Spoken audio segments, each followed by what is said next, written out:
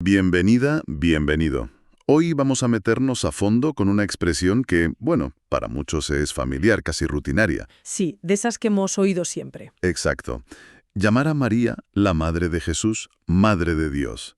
Puede sonar a un simple título, un título honorífico, pero en su momento partió en dos al cristianismo. Totalmente. Fue el epicentro de una batalla teológica, política, cultural, de todo. En el siglo V, ni más ni menos. Y para entenderla, para desgranar todo esto, tenemos sobre la mesa un conjunto de fuentes muy variado. Efectivamente. Tenemos desde el compendio del Catecismo Católico, que nos da la visión, digamos, oficial, también una tesis universitaria que rastrea el origen del dogma, artículos sobre las actas de los grandes concilios. Incluso textos que exploran cómo ven este asunto las iglesias protestantes hoy en día, que es un punto muy interesante. Sí, mucho. Nuestra misión, si te parece, es seguirle la pista a este título, ver por qué una disputa sobre la madre acabó definiendo al hijo.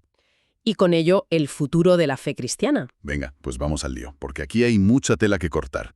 Para empezar por el principio, el término original no es español, es griego. Griego, sí. Theotokos. ¿Qué significa exactamente Theotokos? Pues literalmente significa la que dio a luz a Dios. La que dio a luz a Dios. Sí, Theos es Dios y tokos viene de un verbo que significa dar a luz, parir. Vale.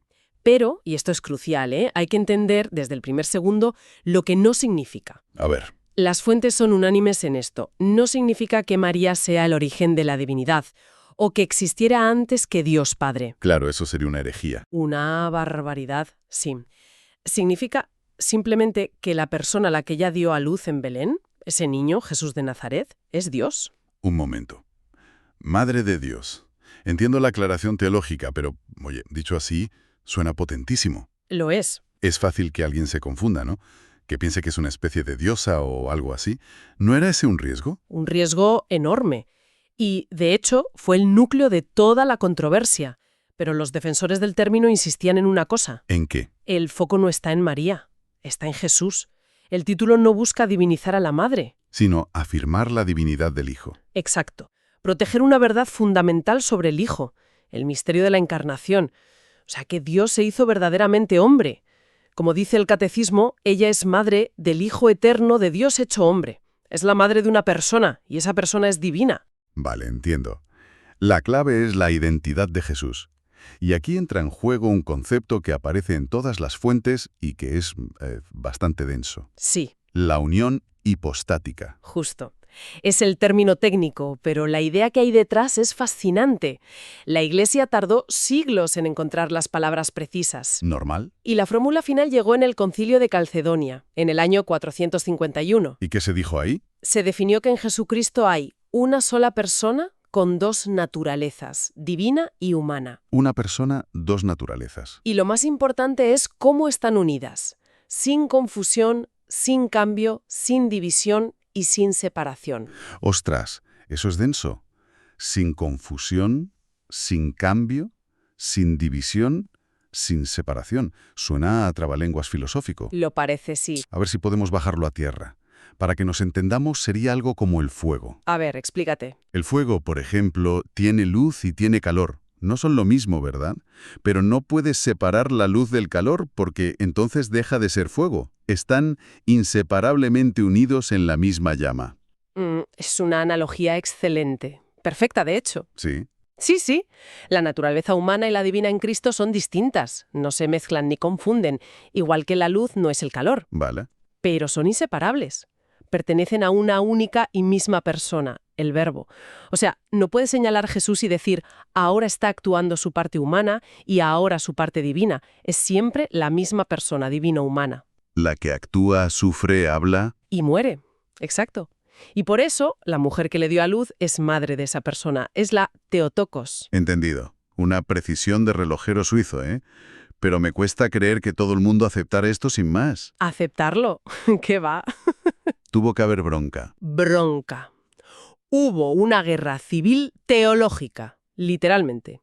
Y el protagonista del bando contrario se llamaba Nestorio.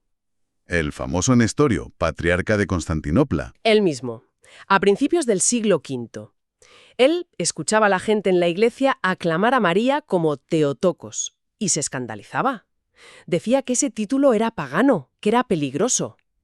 ¿Y qué proponía él como alternativa? Proponía otro término, Christotokos. ¿Qué significa Madre de Cristo? Suena parecido. Suena parecido, pero la diferencia teológica es abismal. Para Nestorio, en Jesús había, en la práctica, dos personas distintas. Dos personas. Sí, como si convivieran en una alianza. Una persona humana, el hombre Jesús, y una persona divina, el Verbo de Dios. Y según él, María solo dio a luz a la persona humana. Y la divinidad vino después. El Verbo divino, según él, habitó en ese hombre como quien habita en un templo. Visto así, su postura casi parece prudente. Quería proteger la idea de que Dios es trascendente, que no se puede mezclar con una criatura. Desde su punto de vista, sí. Quería evitar malentendidos. Entonces, ¿por qué se lió tan parda, si solo era un matiz? Porque para sus oponentes no era un matiz.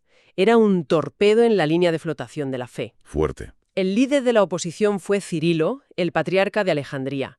Un personaje durísimo, pero un teólogo brillante.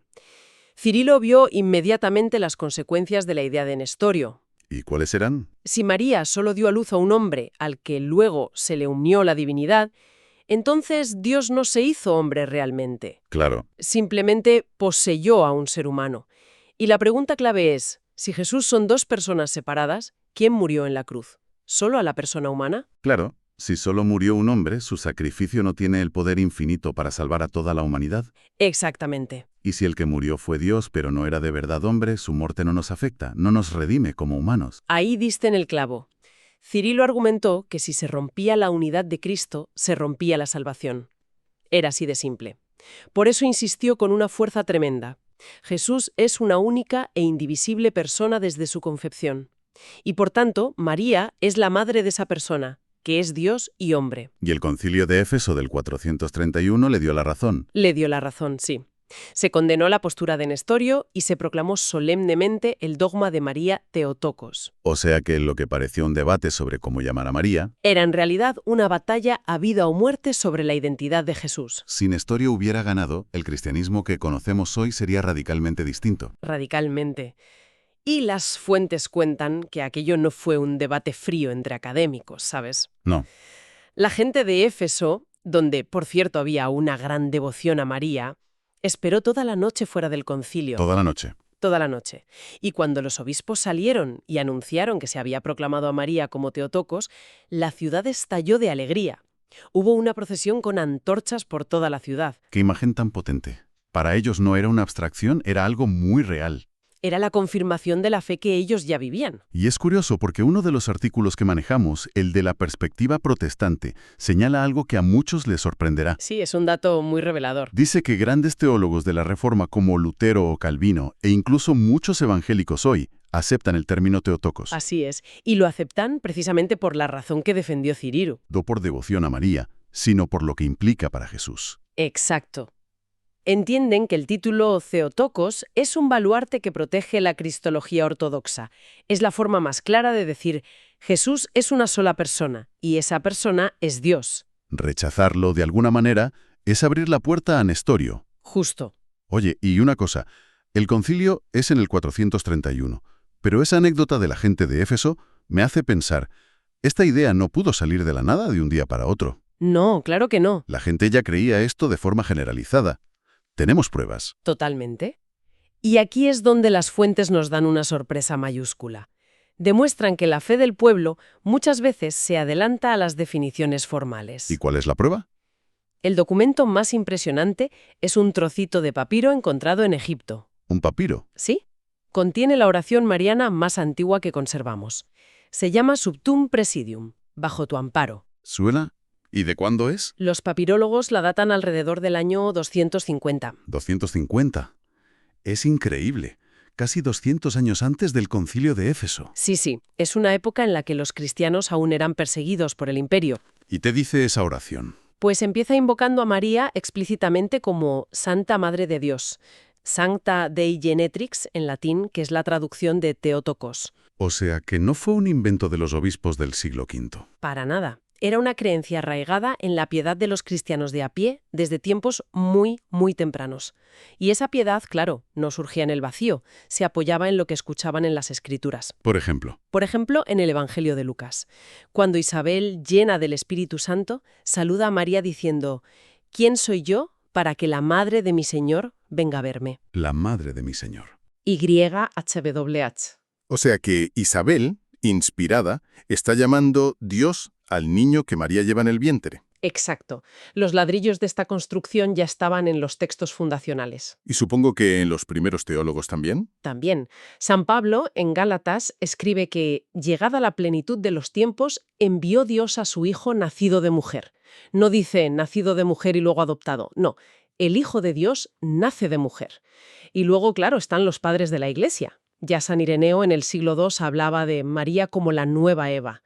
Y las fuentes sugieren que Orígenes, el gran sabio de Alejandría, ya usó el término Theotokos sobre el año 220. Incluso antes que la oración del papiro. Sí, por esa época. Y aparte de esa oración tan antigua, ¿había otras manifestaciones de esta fe en la liturgia, en el culto? Por supuesto. El otro gran ejemplo es el himno Acatistos. El acatistos. Es una de las joyas de la liturgia bizantina. Una especie de catedral poética y musical construida entera sobre la figura de la Theotokos. Es un texto larguísimo, bellísimo, que demuestra hasta qué punto esta creencia era central en la vida de la Iglesia mucho antes del dogma. Vale, vamos a recapitular. Tenemos un concepto teológico, la unión hipostática. Denso, ¿sí? Una pelea monumental en el siglo XV con consecuencias enormes. Nestorio contra Cirilo. Y unas raíces que se hunden hasta los primerísimos tiempos del cristianismo. Tanto en la oración popular como en la teología. Eso es. Pero, ¿y hoy? ¿Por qué nos debería importar todo esto más allá del interés histórico? ¿Cuál es el legado real? El significado es profundo y tiene varias capas, diría yo. Venga. La primera, y más importante, como ya hemos dicho, este dogma es, antes que nada, sobre Cristo. Es cristológico. Protege la identidad de Jesús. Eso es. Protege la verdad de que Jesús es una sola persona, 100% Dios y 100% hombre. Sin esa unión hipostática, no hay un puente real entre Dios y la humanidad. O es un buen hombre que nos inspira pero no salva. O un Dios disfrazado. Exacto. Y ambas opciones dejan a la humanidad sola. El Theotokos es como el candado que cierra la puerta a esas ideas. Y lógicamente también define el papel de María de una forma muy concreta. Claro, ese es el segundo punto. Clarifica su papel. Su grandeza no viene de sí misma, sino de su relación con Cristo. Es la madre de esta persona divino-humana. De hecho, como señalan las fuentes católicas, el título de Madre de Dios es el pilar sobre el que se sostienen todos los demás dogmas marianos. Como la Inmaculada Concepción o la Asunción. Todos. Sin el Theotokos, el resto del edificio de la Mariología se derrumba. Es la creencia fundamental. Y por último, también nos enseña algo sobre cómo se desarrollan las ideas, ¿no? Efectivamente, nos muestra un patrón fascinante. ¿Cuál? La creencia existe de forma implícita en las Escrituras y explícita en la tradición. Luego, es desafiada por una herejía, como la de Nestorio, que obliga a la Iglesia a reflexionar. Y la respuesta es definirlo formalmente. Exacto. No para inventar algo nuevo, sino para proteger la fe de siempre. Nos muestra que la doctrina no es un fósil, sino algo vivo que se pule en el fragor del debate. Y el impacto, supongo, no se queda solo en los libros. Ni mucho menos. El impacto cultural es inmenso. Piensa en la historia del arte. La Virgen con el niño. La imagen más representada durante siglos. Cada una de esas pinturas, cada escultura, desde el románico al Renacimiento, es una afirmación visual del Theotokos. Es la teología de Éfeso hecha visible. Traducida a un lenguaje universal que todo el mundo puede entender. Bueno, pues hemos viajado desde el significado de una palabra griega Theotokos hasta los acalorados debates de los grandes concilios. Ha sido un buen viaje. Hemos visto que el título Madre de Dios es mucho más que un apelativo, es la defensa de una verdad teológica esencial sobre quién es Jesucristo. Una verdad que configuró el cristianismo para siempre. Y, ¿sabes? Como reflexión final, se me ocurre una cosa. Dime. Es interesante volver al núcleo de la disputa. Todo el debate entre Cirilo y Nestorio giraba en torno a la distinción entre persona y naturaleza. Una distinción sutil, pero crucial. La pregunta era, ¿María dio a luz a una persona o solo a una naturaleza humana? Y esto nos deja con una idea, creo que provocadora. A ver. En nuestro mundo actual, donde hablamos tanto de identidad, de ser auténticos, ¿con qué frecuencia distinguimos entre quién es fundamentalmente una persona y los diferentes aspectos o naturalezas que la componen? Culturales, profesionales, personales. Es una buena pregunta. Pues quizá la precisión casi quirúrgica de aquellos debates antiguos podría ofrecernos una herramienta sorprendentemente útil para pensar en la unidad y la complejidad de lo que significa ser una persona hoy.